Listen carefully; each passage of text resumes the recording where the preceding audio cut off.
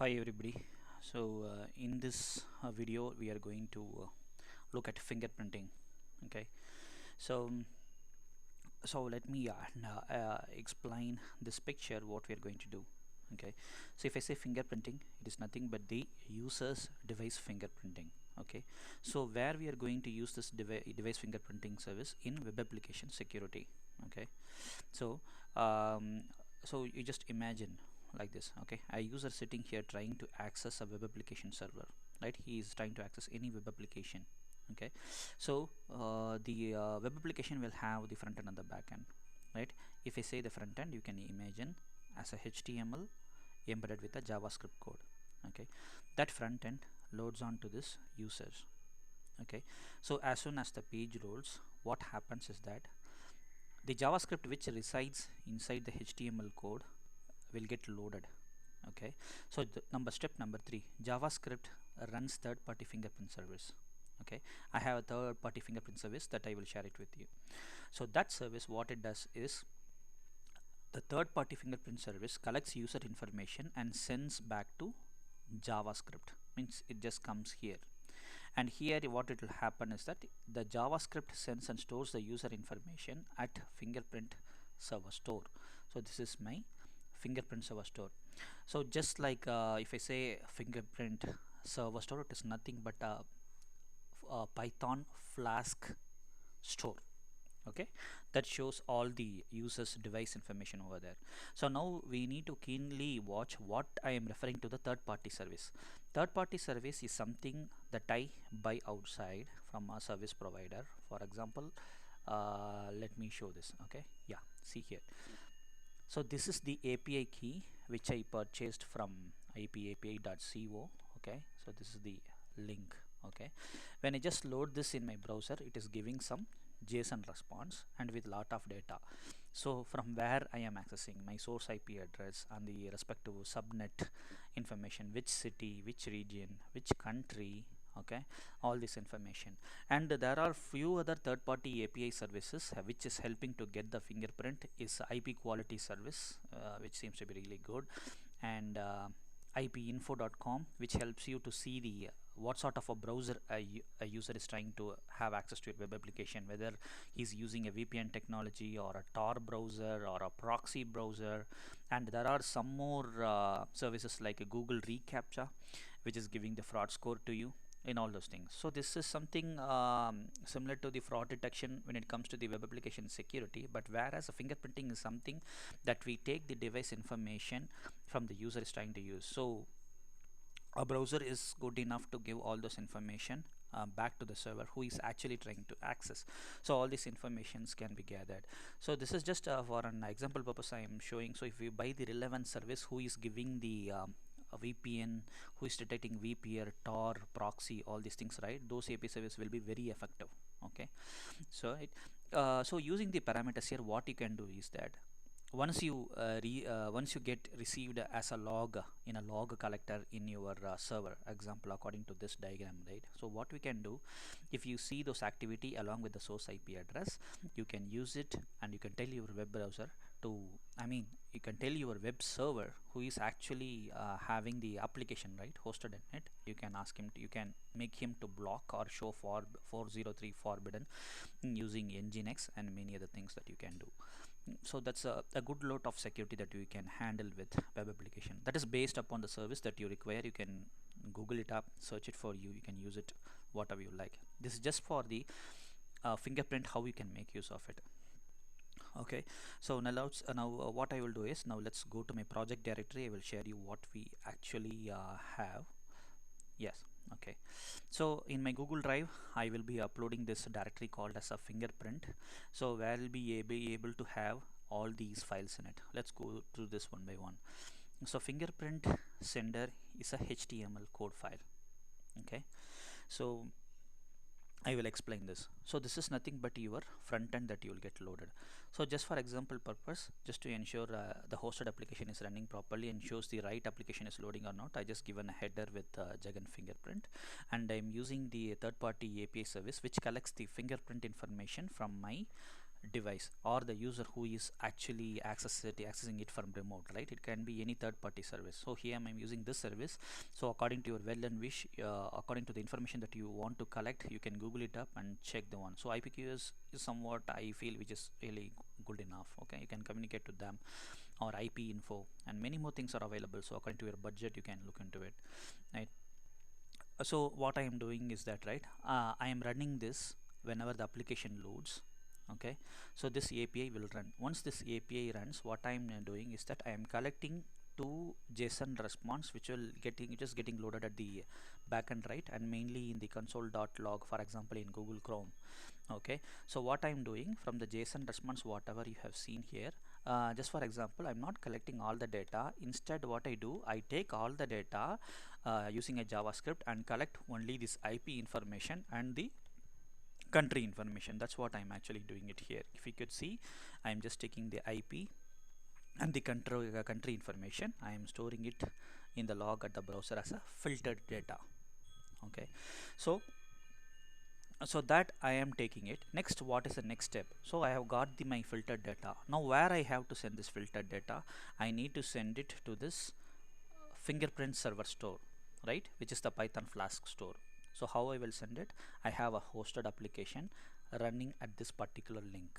Okay, and this is going to be a very generic thing that I have done using this Nginx proxy configuration, and here I have just written it as a client response. So this client response is the particular Python Flask application which is actually running, which is going to collect this information from a user browser and send it to this service, which is also an API service. It collects, and I have done in Python programming in such a way in this particular application, it will receive the result that is given by the JavaScript with IP and country, and it will create a log file called as a client response log file. It will show along with that timestamp and the IP address and the country. Okay, at what time the page got loaded, that information you can see, time, IP and country, just for an example I am saying. Okay, so now let's go into the another thing. Let's go back to the project directory. And second important thing is the there is another service called as a log viewer service. So what is this log viewer dot service? Since it is ending with dot service, it is going to be a Linux service that is going to run on Ubuntu 22.04 machine. Okay, that service it is going to run as a background service. So what it does is, it is going to since this is HTML, right, this file is going to give me the timestamp, IP and the country information to the Python store or the Fingerprint store, right? So there, what this service will do, this service is actually tied with a log viewer shell script. What it does is it helps me to filter the logs that is thrown by the Python application by eliminating the spaces and the quotes, just to keep it intact. So what I actually want, I don't in my log, right, I don't want to waste too much of spaces and single quotes, double quotes, whatever. So I just want to see what I actually wanted to say. I don't want to waste the spaces in my log file or make my log files to grow. For that purpose, this log viewer service and log shell is there. So inside this log viewer service, we will be having the a respective log shell there tied up to this backend service, so that this log viewer shell will run continuously at the backend. Okay, so this response collector is nothing but the Python Flask fingerprint collector, or we can call it according to the diagram as our fingerprint server store. So fingerprint collector, we can say the response collector. Response collector is otherwise as a fingerprint collector as per the diagram. So whatever this fingerprint HTML code, the JavaScript is taking that information with IP and country and the timestamp. It is actually coming to this to our Linode cloud, where this application is actually running, right? That particular URL, right? Whatever I shown you here. Let me open this again. So this particular the collector, right, this guy is the actual collector. So this guy is this URL is actually an application that this Python script is actually doing. Okay, and another one, to make this Flask application run as a Linux backend service, I'm using this response collector service, which is also a Linux service file that I'm using it on Ubuntu 22.04 as a backend service, so that this Python script will run continuously at the back end. Okay, now let's go and see practically whether the functionality is achieved as expected. Okay, let's do that. So my application is just going to see this with HTTPS with just this header. Okay, let's go and check that now. I have it running, so let me take my server console right away.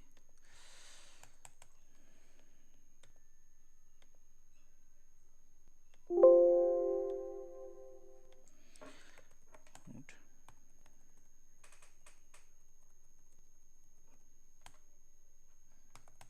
Let's cd space, and just this response directory, is up to you to create any directories as you like with the names. Okay, now here, where is the Python script? Yeah, I'll show you the Python script which is actually getting the response py file. Okay, let me open it for you.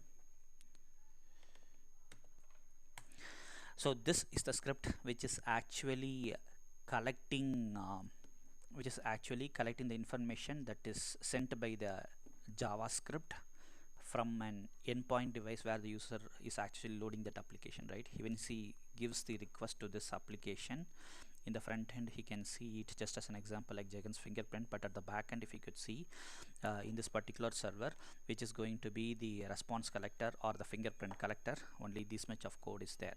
So what it is going to do, it is going to collect the response here, and mainly after collecting it, it is going to create a log file and show me the timestamp and the filtered data, which is IP, country, and the timestamp, right? That log will be stored here.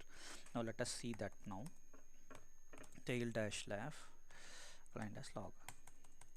So okay, just to avoid the confusion, let me clear that log, and so I will put the tail once again so that will be clear.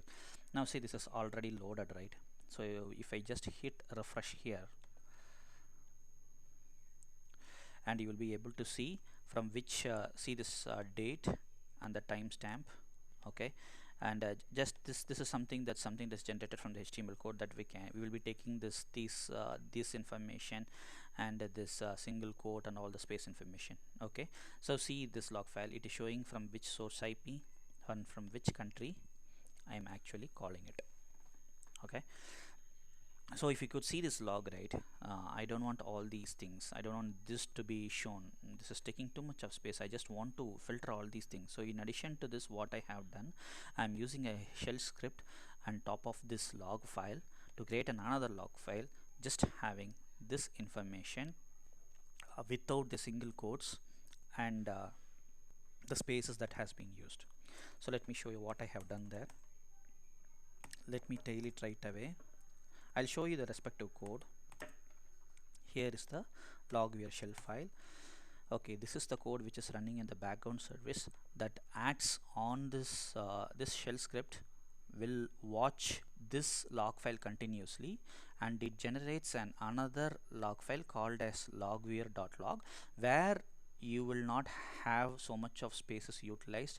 It will remove the single quotes, remove all the spaces, and give what you actually want. Let's see what this log file actually has, how it is actually working. Let me tail it out, tail dash f. Okay, so let me reload this once again. Just see this here. Okay, the output, right? See, the timestamp is there, there is no single quotes and much spaces, just keeping it very generic here. So this shell script is very generic, you can apply on the fingerprinting things that gives reduce the spaces and bit. So that's this code I will be sharing it in the directory, right? You can make use of it or you can modify it whatever you wanted to do. Okay, so this is the functionality that has been achieved. So once you collect all this information, right, you can if you see India or something here with the country code, you can even take country code, which is easy again, and you can tell your web server or your firewall or the IDS to generate the log or an alert or to do some block, or you can even redirect the page to denied page accordingly. Okay, if such and so country is trying to access, and if you feel this country should not have the access, you can restrict them, and you can have the timestamps on the logs ready here with all the necessary JSON response, and you can keep it ready whatever you need for audit purposes also. Okay, so This is one particular thing. So, and in addition to that, I want to show you one more thing, how I am actually running this shell script as a backend service, and also the Flask application, right, related to this, how I am actually running it. I'll show that also. etc systemd system, so ls the response dot service. Okay, so let me show you that. So cat response dot service. Okay, so see the description I have just given, and as a response everything should remain the same, no changes here. And since that Flask application, right, this is the Flask application, where it is actually residing, it is residing inside this directory. And for in any Linux machine you need to tell in this way, so that your Python can be made to see this file and run it at the backend continuously. Okay, so this is how that a Python Flask application is made as a backend application, which can run continuously even after the reboot. Okay, it will boot it by itself. Okay, so after this, the shell script, right, let's see that shell script also. I have named it as the filter service here. So if you could see that here, right, this is just the description I have given, just and here is the shell. Since it is going to be the shell, it is located at inside this directory, and log viewer 6.shell is the actual shell script that is working properly for me, so I have given that here, and this is my working directory. Okay, all right, this is how I am doing it. And in addition to that, once you create the service files, so what you need to do is you need to give the daemon reload command, systemctl start for this response service and the filter service, then systemctl enable response service and filter service, systemctl status response service, and systemctl filter shell service. So those things that I have already discussed in the earlier video, you can have a look into it. So just showing that as well here. And if you could see, so the daemon reload command, right, let's go into that command very quickly. So what you will do, systemctl daemon reload, once you create any new service in the Linux file, then you give sudo systemctl start followed by the response dot service, or the filter shell dot service, or whatever it is. So systemctl start and so on so service, systemctl enable and so on so service, and systemctl status and so on so service. Once you do that, it keeps rocking at the as a backend continuous service. Okay, so now let's go back to the project directory and tell what it is. Okay, so so actually I didn't show you the HTML code, right? I forgot to show that HTML code where it is actually running. So let me, okay, so here is the application, right? So this is the application where I have applied the security, right? So this is the backend HTML code which I am actually running it here. Just take a look at here, right? Just the default nginx root directory var www.html. Inside that I have just given a header, and here is my JavaScript that I showed the initially, right, in the notepad, that is here. So I am the purchased API services here. Once it gets loads by the JavaScript and the user browser, it is going to collect the IP and the country information, and after the configuration it will store it as the filtered data, and it will send this filtered data through my cloud service, through my cloud fingerprint server collector, which you are seeing it here, right, fingerprint server. So this is what I am talking about here, right, here where it is actually residing it. So this is that application which is running here, which collects for you. Okay, so this is the application, right? So if you could see here, there's / client response. The same thing you'll be able to see here as the client response. It'll get here. Okay, is it fine? So you can make use of this project directory here and thing. And am I missing something? So okay, let me show my nginx configuration, or also quickly how I have hosted this collector service, the fingerprint collector, right, the fingerprint store on the right side, how I hosted in my nginx, so that it can collect in a very secure way. Because if you could look at my HTML code, I am saying that this is my collector, right, Python Flask fingerprint collector. So how it has been hosted, I will tell you. I'll show you that information.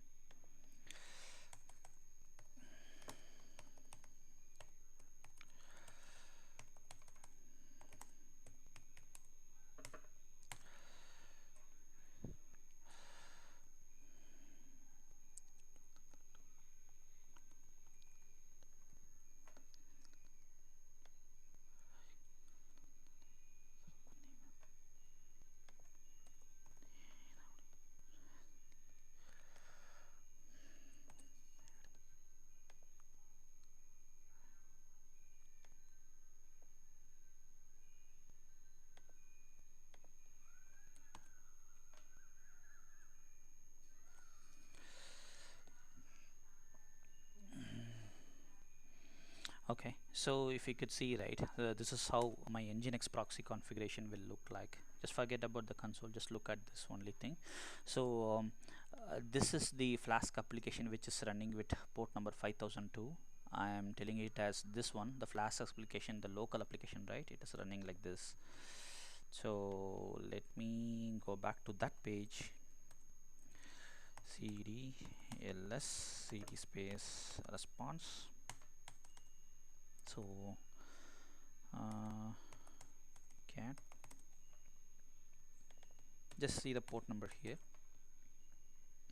It's 5002, right? And here I have put it as any. So in the Python Flask application, just to ensure security, you just change this to 127.0.0.1. That will be good. Here it is written as any. Don't do that because your public IP will get exposed. So don't put any here, which is 000. Instead, you can put it as 127.0.0.1, which you actually see in this configuration. So this is my secure gigantest.in. So I have implemented SSL and I have my certificates here, making it encrypted, and this 5002 service, right, whatever you see here. So this is the application which is actually running here. Okay, 5002. I'm just writing it here as 127.0.0.1 here, and also it is better if you can change it here instead of the 000 as 127.0.0.1. So that's how you make it securely. And finally, the end result is when you're trying to access, right, so this is the location where the application is actually running. So https://gigantest.in/client response. After this, it is pointing to your application URL, okay, which is your Python script. So that is actually driven by the Linux service, right, and continuously at the backend. So that will help you to feed it, and you will be able to see in the HTML code in a full secure way. Okay, ensure you should always follow that HTTPS process. See, this is how it is, right? It says client/client response, right? This is how it actually works. Okay, so that's the end of this video. So make use of it, okay, in the way that you want to do by the respective API services from the third party fingerprinting services, whatever which you wanted to customize. So use it accordingly. I will share my project directory in the form of a Google Drive. The whole directory will be available in the YouTube as the directory. I mean in the form of a Google Drive link where you can download it in the form of a zip file. You'll have all this information. You can refer it. You can take it and change it as you like. And you can also see in my blog giving the respective YouTube link as a reference. Okay. I hope this information, this video was informative, and thank you for watching.